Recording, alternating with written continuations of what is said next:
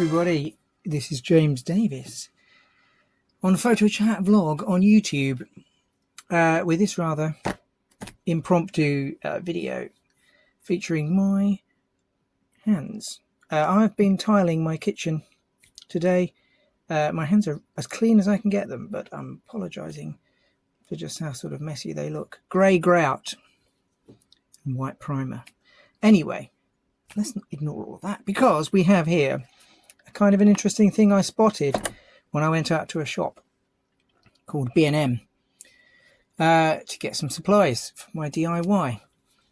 Despite the price sticker of £12, we have here a reusable waterproof camera, which was actually £2.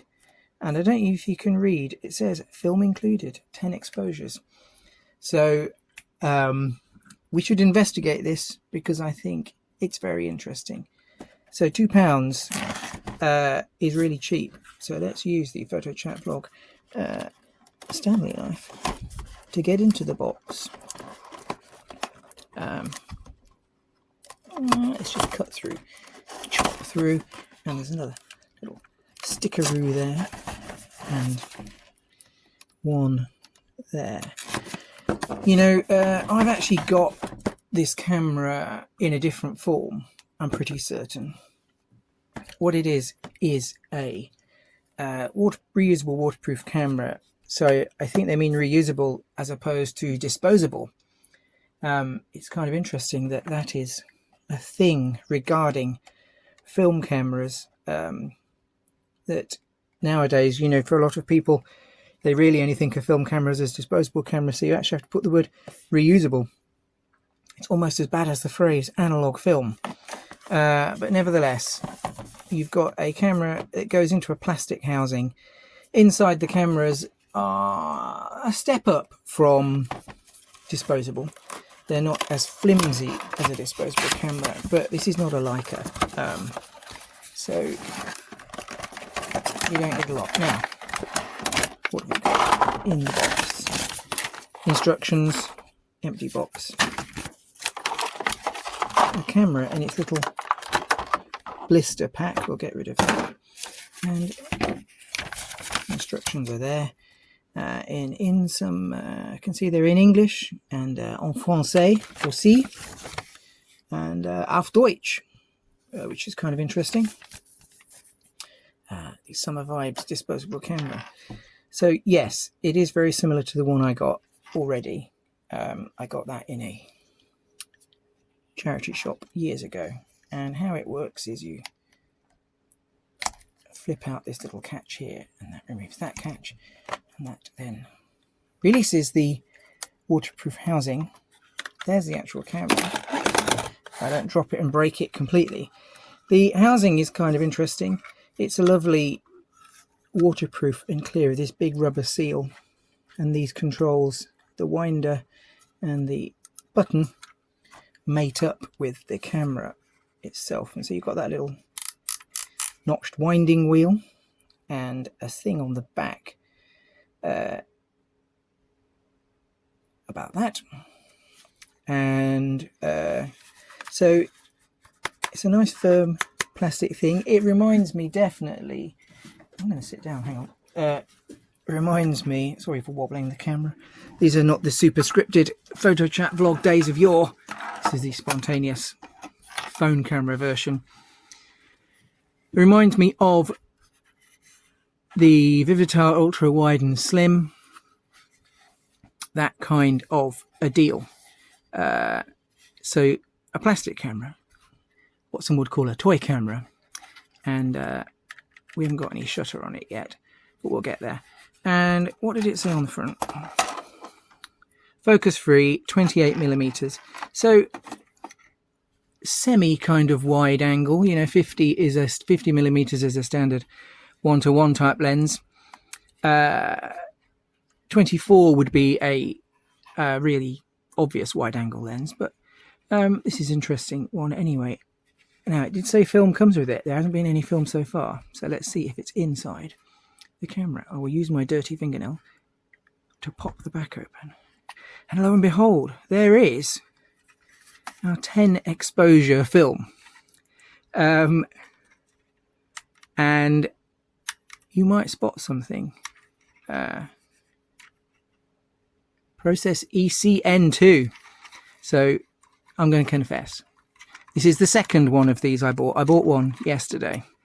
And I thought, as I was unboxed it, I was like, this needs unboxing on Photo Chat Vlog. So this is what I'm actually doing today. Now, the one tricky thing I found was I couldn't get the film out very well. You do need to pull this winder up. It is plastic, and you could break it in one go. There we go. Pull that out. Now we can get the film out. So the film, if you know anything about that ECN2 thing, the film is really weird. It says, let's see, movie film 5203 50D, move 35mm color print film. Well, this is a color. If it is what it is, what I think it is, and you can sort of hint there with this black looking film. As it says, movie film. This is motion picture film. That 50D, I think it's 50 ASA, 5203. I could look it up. I'm not going to because I'm trying to talk about this. 10 exposure. I suspect somebody got a long roll of film and they batched it up into these really short runs. And the really funny thing is there's a thingy, but there's a printed what do they call it? It's not a QR code. Anyway, that code, normally in a 35mm camera, that is used to set the film speed in cameras that have got, use that code in, DX code. Excuse me. This is printed, so this won't work. It needs to be, say this is printed on paper, that needs to be metallic. So this is not going to set the DX. If I put this in the camera with DX coding, it's not going to set the DX to 50. And I can tell you, oh, sorry, wobbly death. If we roll, prime the thing, that shutter, you can't even see it. That shutter and that aperture, it's like, I don't know, F11 or something. Unless you're right out in the brightest of sunshine, which we haven't got at the moment in winter in the UK, this film is not going to give you very good results out of this camera. Moreover, you're not going to take this down to Boots and get it developed, because movie film has this, what they call it, anti-halidation layer, or they call it remjet. And that has to be removed before you can do the color print chemistry on it. Now, there are labs that will do that for you at a price. I wouldn't do it for 10 pictures, but I do, of course, have some half-frame cameras. So in a half-frame camera, I'll get 20 shots out of that, and that might be interesting. But I just wanted to go through this. What I would do with this camera, definitely, excuse me, is load it with 200 or 400 film. And in fact, I might make it my camera of 2025. So I'm not really, as you can tell with the lapse in episodes of Photo Chat Vlog, not really been that enthused by film photography in recent years. There have been a lot of other things going on in my life. I have been taking pictures, and in fact I've got a vast number of films to develop, but it isn't quite the key thing in my life that it was over the last few years. But this could be a really interesting little camera to shoot with. Around about 30 years ago, showing my age, I was exceptionally poor, as a matter of fact, and I just used to use a disposable camera that I'd worked out how to refill.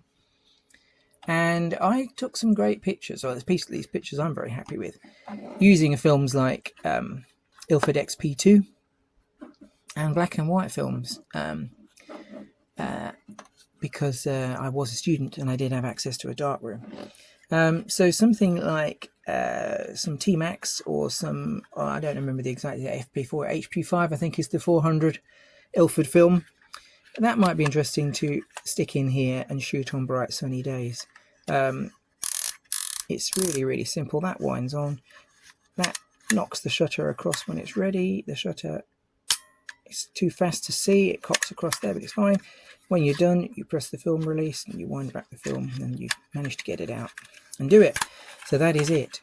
If you're in the UK, check out your B&M store if there's one nearby to see if they're selling them for £2 and get yourself a Summer Vibes reusable waterproof camera. The waterproof thing, I'm certain, will be absolutely fine.